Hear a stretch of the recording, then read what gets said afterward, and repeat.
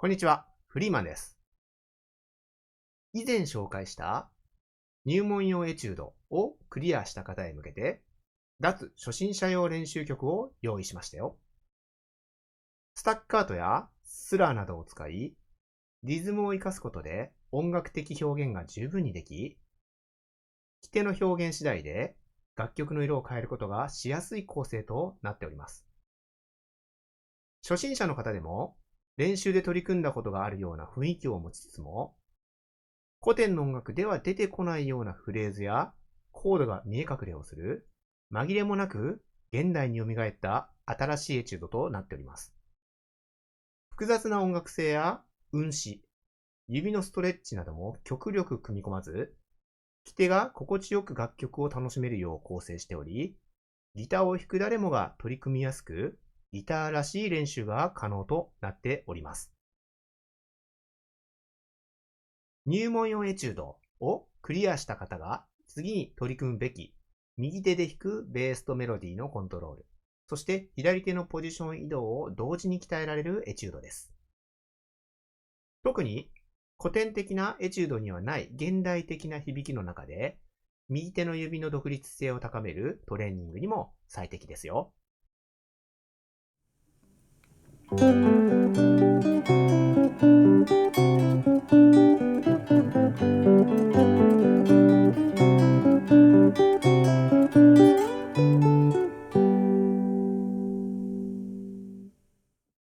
曲の特徴です。8分の6拍子特有の揺れとベース音と絡み合うメロディーが弾いていて非常に心地よいグルーヴを生み出してくれます。また、ポジション移動と開放弦を生かしたアルペジオが入っており、指を立てる正確さも練習することができます。そしてカルカッシやソルなどの古典の練習曲には登場しないような現代的な響きも入っており、いつもとは違う音楽的な演奏が可能となっております。練習のポイントです。16分音符が連続する形で登場するパートがあります。そこでは A, I, A または M, I, M のパターンを使い分け、右手の独立性を高めていくことが可能です。こちらを見てみてください。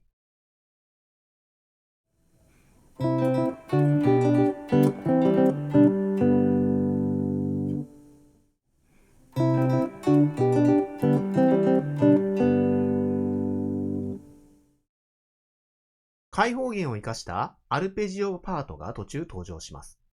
このアルペジオの部分では、弦を押さえている指が他の弦に触れないように、指先でしっかりと押さえることが重要です。メロディーとベースが交互に進行するため、左手の移動のタイミングと正確さを意識して練習していきましょう。そして最後に、スタッカートやスラ、これらが効果的に配置されています。単に音符を追うのではなく、このアーティキュレーションでリズムのメリハリを強調してみてください。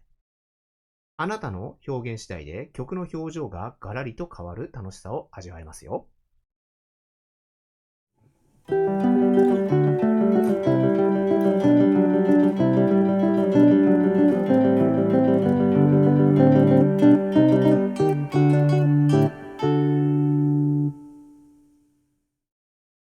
教則本のような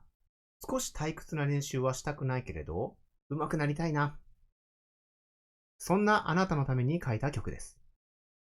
無理のない難度で、テンポよくギターらしさを楽しめる一曲に仕上げております。左手と右手の連携が一歩上達するはずですよ。入門用エチュードで基礎を固めたあなたが次のステップへ進むための最適なエチュードになります。右手の指の組み合わせと左手の移動を同時に鍛えることで、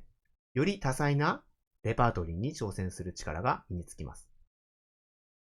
楽曲を楽しみながら確実にレベルアップをしていきましょう。フルスコアについては概要欄をチェック。一緒にギターを楽しんでいきましょう。ではまた。